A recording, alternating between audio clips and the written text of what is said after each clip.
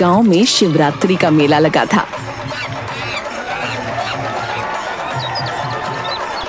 अरे तुम सबको याद है ना, हमारे परिवार में बच्चे के लिए मन्नत मांगनी हो तो सबसे ऊंची चोटी पर स्थित पवित्र शिव मंदिर में जाने की परंपरा है।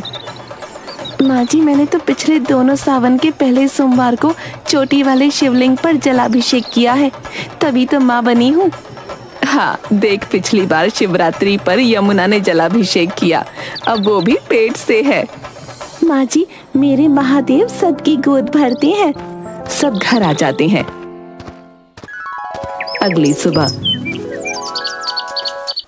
मुझे तो महादेव ने 3 साल में 3 बेटे दिए, पर तुम तीनों एक कुल दीपक न ला पाए। एक कुल दीपक तुम लोग ले आते तो चिंता कम हो जाती। सरस्वती को भी लल्ली ही हुई है। माँ जी, इस बार मुझे लल्ला ही होगा। अरे रहने दे यमुना, शिवरात्रि पर जलाभिषेक के साथ शिव के 108 पाठ किए बिना पानी भी न पीती। महादेव मुझे भी लल्ला देंगे। क्यों नहीं गंगा, तुझे शर्म ना आवे? सबसे बड़ी है तू।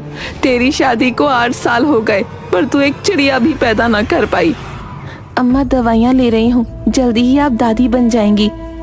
अरे अधर्मी, अब महादेव की शरण में जा। इस शिवरात्रि तेरी गोद भी भर जावेगी। सच कहती है माँ जी, अब मैं भी इस बार शिवरात्रि की चोटी वाले मंदिर पर जाऊंगी। पर दीदी, इस बार तो सरकारी घोषणा है कि वहाँ जाने में खतरा है। गंगा दीदी पहले ही सासू माँ की बात मान लेती। 8 साल हो गए, अब जाने का ढोंग कर रही हैं। अम्मा जी, पहाड़ पर जाना खतरे से खाली नहीं होता, इसलिए ना जाती। सबसे बड़ी होने के बाद भी बांझ है, फिर भी तुझे अपनी जान की लगी है। अरे अम्मा जी, न जाने बड़ी भाभी कौन से कुकर्म करके आई हैं पिछले जन्म में, इसीलिए भोग रही हैं। गंगा अपने पति सुदेश से, सुनिए जी, मेरी रिपोर्ट ले लीजिएगा। आज मैं मंदिर जा रही हूँ, देर हो जाएगी, डॉक्टर ने बुलाया है। गंगा जल्दी जल्दी सुबह उठकर पहाड़ की तरफ जाने लगती है। तेज बारिश हो रही थी। गांव की चची, क्यों री गंगा, कहाँ जा रही है? शिवरात्रि पर इतनी बारिश, मानो भोले बाबा ने गंगा को जदा से खोल दिया हो। अरे चची, अम्मा की बात ना मानकर बड़ी गलती की मैंने। देखो ना, मेरी दोनों देवरानियों को बच्चे हो गए, पर मैं अभी तक लल्ला का इंतजार कर रही हूँ। अरे क्या तू पहाड़ वाले मंदिर जा रही है? और वहाँ मत जाना, सुना है तूफान आने वाला है। चची जो भी हो, आज शिवरात्रि है, शिवलिंग का अभिषेक किए बिना मैं वापस ना आऊंगी, वरना अम्मा को लगेगा मेरी भक्ति नकली है। पहाड़ पर चढ़ते समय अचानक बादल फट जाता है। गंगा पानी के तेज बहाव के साथ बह जाती है। भोलेनाथ, मैं भी गंगा हूँ, अपने शरीर को तुम्हारी गंगा की धार के साथ छोड़ देती हूँ। जहाँ तुम्हारी गंगा इस गंगा को ले जाएगी, वही मेरा ठिकाना होगा। सर पर चोट लगने के कारण गंगा की याददाश्त चली जाती है। पहाड़ पर बादल फटने की खबर जब शकुंतला के घर पहुंचती है। देखो बाबा ने क्या कर दिया, आज ये गंगा प्रभु के चरणों में गई और उन्होंने उसे अपने चरणों में ले लिया। हाय राम, न जाने गंगा दीदी का क्या हुआ होगा। ये क्या हो गया माँ? ये देखो, गंगा की रिपोर्ट आ गई है। वो गर्भवती थी, उसे तो ये खुद भी नहीं पता था। भैया, दीदी सबके ताने सुनकर टूट गई। मुझे विश्वास है गंगा जीजी के गर्भ से ही इस घर का कुल दीपक जन्म लेगा। रहने दे यमुना, सावन का महीना है, प्रभु ने उसकी रक्षा के बदले उसे बहा दिया। मतलब साफ है, गंगा बड़ी पापन थी। माँ जी, आप चिंता न करिएगा, इस घर का कुल दीपक तो मेरी कोख से जन्म लेगा। नदी के पानी के साथ बहती हुई गंगा हरिद्वार पहुंच जाती है। उसका सिर चट्टानों से टकराने की वजह से वो अपनी याददाश्त खो बैठती है, जहाँ उसे एक साधु मिलता है। तुम कौन हो बेटा? लगता है तुम्हारी याददाश्त खो गई है। तुम्हें चिंता करने की कोई जरूरत नहीं, पास में ही मेरा अनाथ आश्रम है। भोले बाबा की पूजा में लग जाओ, बाबा तुम्हारा उद्धार करेंगे।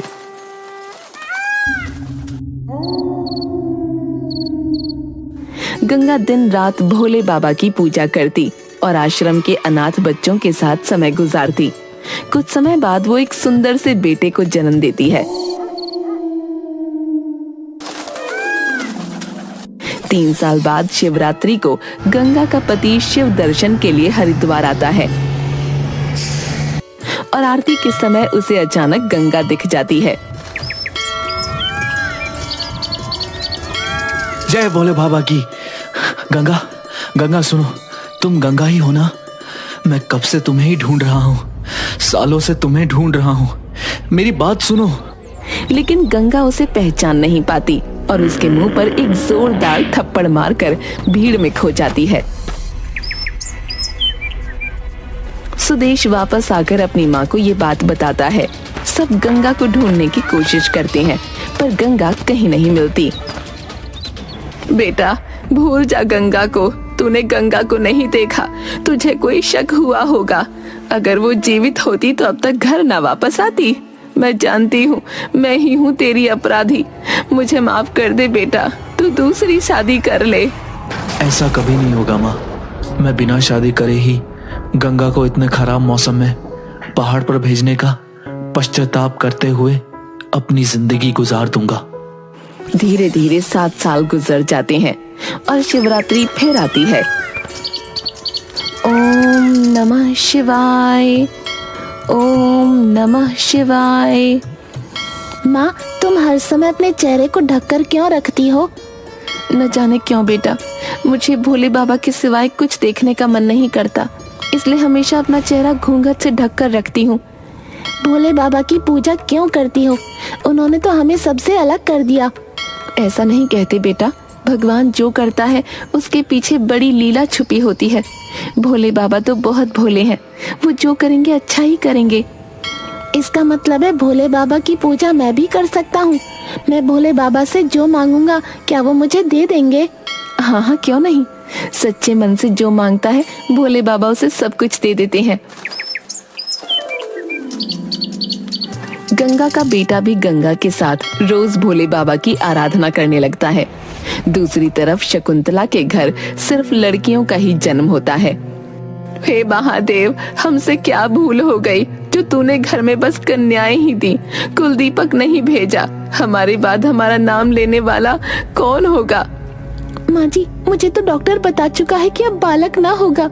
सरस्वती जीजी का टेस्ट भी सही ना है। अब कुलदीपक को भूल जाओ। मेरे महादेव बड़े दयालु हैं। मुझे विश्वास है मेरे घर कुलदीपक जरूर आएगा।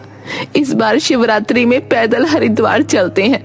महादेव हमारी कठिन भक्ति देखकर जरूर प्रसन्न होंगे। माँ जी, भोले बाबा ने कुलदीपक आने का रास्ता ही बंद कर दिया है। अब क्यों ऐसी आशा रख रही हैं? वैसे भी माँ, यहाँ से हरिद्वार का रास्ता बड़ा ही खतरनाक और घुमावदार है। फिर हरिद्वार के लिए डायरेक्ट ट्रेन जाती है।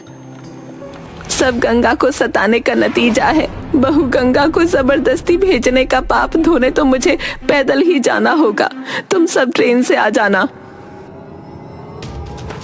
वो ऐसा ही करते हैं।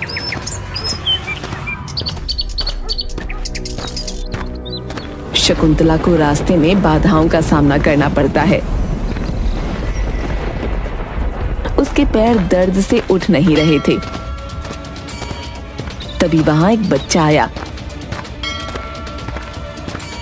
आप कौन हो माँ? आपको क्या चाहिए? बेटा, जरा पानी तो पिला दे। मुझे बस सामने दिख रहे शिव मंदिर तक जाना है। क्या तू मुझे ले चलेगा? बच्चा उसे पानी पिलाता है और सहारा देकर मंदिर तक ले आता है। जैसे ही वो शिखर पर पहुंचे, मूसलाधार बारिश शुरू हो गई।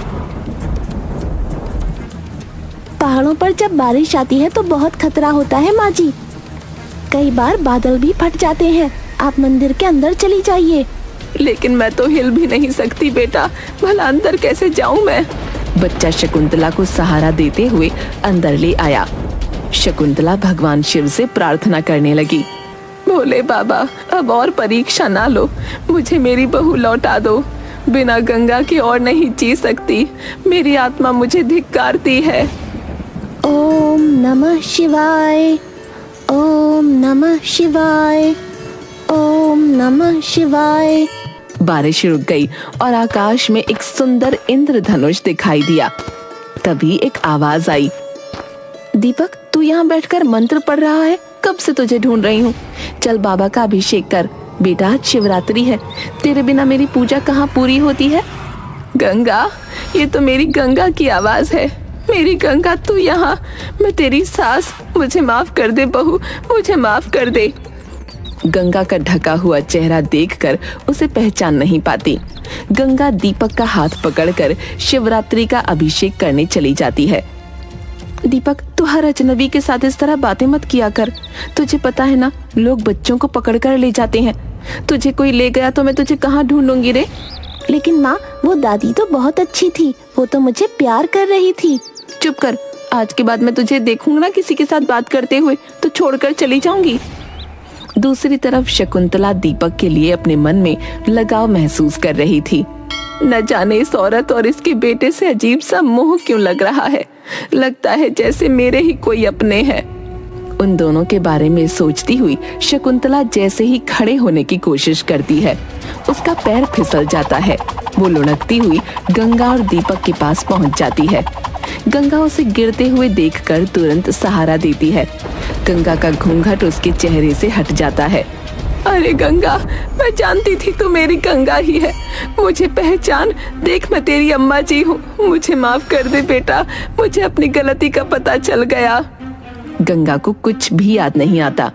अचानक मंदिर के घंटे जोर जोर से बजने लगते हैं। अभिषेक के पानी से गंगा का पैर फिसलने लगता है। गंगा का सर जोर से शिवलिंग से टकराता है।